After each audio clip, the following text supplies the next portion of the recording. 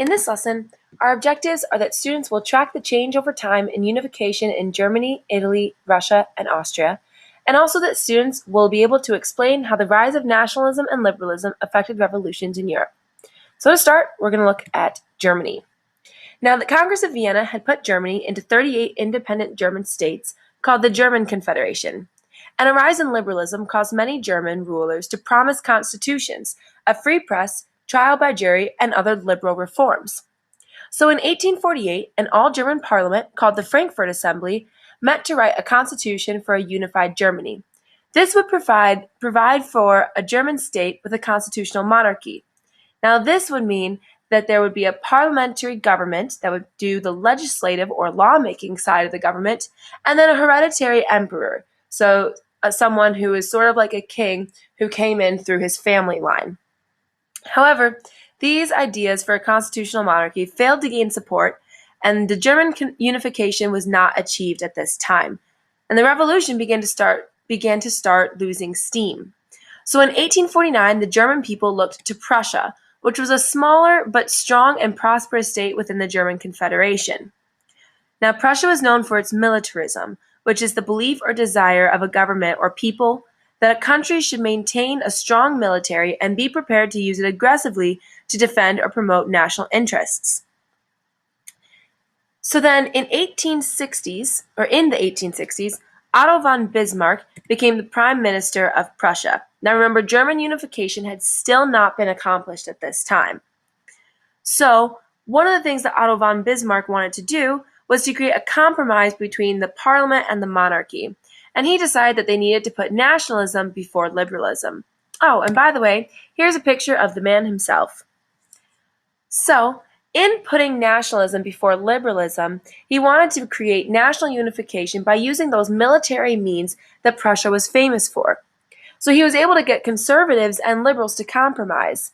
And if you listen to the other video on conservatism, liberalism, and nationalism, you'll get the idea that this was kind of a tricky thing to navigate. So it really speaks to Bismarck's negotiation skills that he was able to get the conservatives and the liberals to compromise in order to unify Germany. But the real clincher comes in when Bismarck stirred up tensions between France and Prussia so that they would go to war. And then the German states all needed to ally together in order to help Prussia defeat France, which they did. This leads to unification of the German states in 1871. With the industrial resources and military might, Germany became known as the strongest power on the European continent. Let's move on. Oh, well, I guess here is a picture of the different states in the Confederation of Germany. But let's move on now to Italy. So the Congress of Vienna had also set up Italy into 9 different states. And remember, the big thing that Metternich wanted was this confederation of Italian states that would be under the control of Austria. So, in 1848, revolutionaries had tried to create liberal constitutions to unify Italy, but the Austrians broke them up because remember, with the conservatism going around, they didn't want these liberal ideas taking away from the old order. So, in 1850, the Italians looked to the northern Italian state of Piedmont for leadership. The king of Piedmont was Victor Emmanuel II. Now, the government in Piedmont knew that the army was not strong enough alone to defeat the Austrian government. So, they made an alliance with the French Emperor Louis Napoleon, who was actually Napoleon's nephew and the first president of the French Second Republic. So, with the help of the French Second Republic, Piedmont was able to gain independence from Austria. However, the other kingdoms in Italy still needed to build up support so that they could also throw off the government of Austria. Giuseppe Garibaldi, and here's a picture of him, was a dedicated Italian patriot, and he raised an army of thousands of volunteers, and they marched through Italy, taking over all the governments in between them and Piedmont. So then, once they reached Piedmont, Garibaldi gave over all of the land that he had conquered to Victor Emmanuel II so that they could have a unified Italy. and they became a unified country in the year 1870. So now we're going to move on to Russia. At the beginning of the 19th century, Russia was rural, agricultural, and autocratic.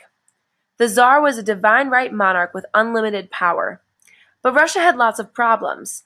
They had secret police and soldiers who would spy on the people and bring repression and censorship to keep down any revolutionary ideas. Russia also had a big problem with serfdom. So then Tsar Alexander II, and he was the son of Tsar Alexander I, who met at the Congress of Vienna, but he wanted to bring reform to Russia. So he freed all the serfs. The peasants could then own property and marry people that they wanted to. But the problem was that they didn't have enough good land to support the serfs. So this emancipation led to unhappy, land-starved peasantry.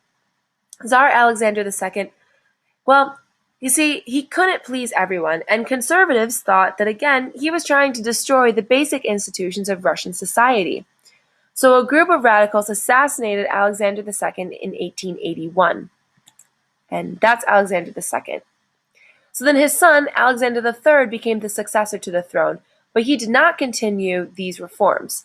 Instead, he went back to the old methods of repression. So then getting over to Austria. The Austrian Empire was a multinational state, or a collection of different peoples. And the Habsburgs dynasty was the dynasty that held the empire together.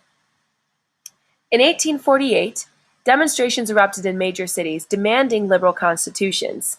These were mostly led by students, sort of college and high school age students, who were leading political liberal clubs.